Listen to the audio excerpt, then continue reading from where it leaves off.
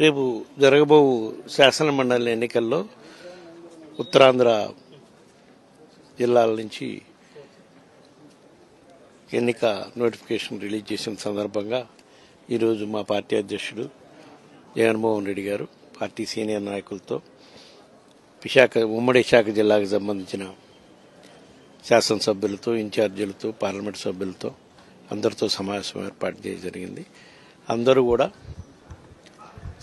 Uttarandhra 3 జిల్లాల్లోనే senior నాయకుడు అయినటువంటి BC నాయకుడు అయినటువంటి బొత్స సత్యనారాయణ గారు అయితే ఈ శాసనమండలి ఎన్నికల్లో మన పార్టీ గెలుపు అవకాశాలు బాగుంటాయి అని అందరూ ముఖ్యమంత్రి గారి జగన్మోహన్ రెడ్డి గారికి వాళ్ళ అభిప్రాయాలు తెలియజేసిన మీదట జగన్మోహన్ రెడ్డి గారు బొత్స సత్యనారాయణని సీనియర్ నాయకుడు బొత్స సత్యనారాయణ గారిని రేపు జరగబో శాసనమండలి ఎన్నికల్లో, ఎందుకంటే యాక్చువల్గా అయితే దీని గురించి ఇది చేసుకోవాల్సిన పనులు, ఎందుకంటే మా పార్టీ సింబల్ మీద వైఎస్ఆర్ కాంగ్రెస్ పార్టీ సింబల్ మీద గెలిచిన జెడ్పీటీసీలు కానీ కార్పొరేటర్లు కానీ అందరూ కూడా సుమారుగా 620 మంది ఉన్నారు, మొత్తం 825 మందిలో.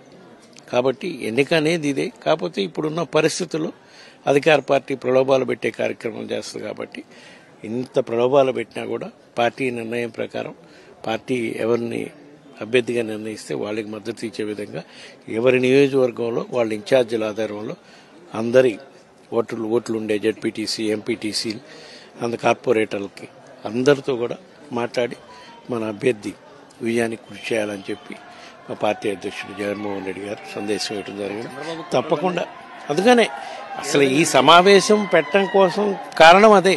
ఎందుకంటే మొన్న జరిగిన శాసనమండలి ఎన్నికల్లో శాసనసభ్యులు ఎన్నుకునే శాసనమండలి ఎన్నికల్లో ఓబీసీ అభ్యర్థిగా పెట్టిన మా అభ్యర్థిని ఓటమికి ఏ విధంగా మన వైఎస్ఆర్ కాంగ్రెస్ పార్టీ ఎమ్మెల్యేలని కొనుగోలు చేసి ఏ విధంగా ఓడించారో అటువంటి చర్యలే ఇప్పుడు కూడా చేస్తారు. కాబట్టి అటువంటి కుట్రలు వాళ్ళు పన్నినా కూడా ఎవరు కూడా ఇది కాకుండా ఎవరి నియోజకవర్గంలో జెడ్పీటీసీలు ఎంపీటీసీలు అందరు కార్పొరేటర్లు అందరూ కూడా పార్టీ నియమాలకి కట్టుబడి మన పార్టీ అభ్యర్థి గెలిపించే విధంగా కృషి చేయాలని చెప్పి పార్టీ అధ్యక్షుడు జగన్మోహన్ రెడ్డి గారు సందేశం ఇవ్వడం జరిగింది.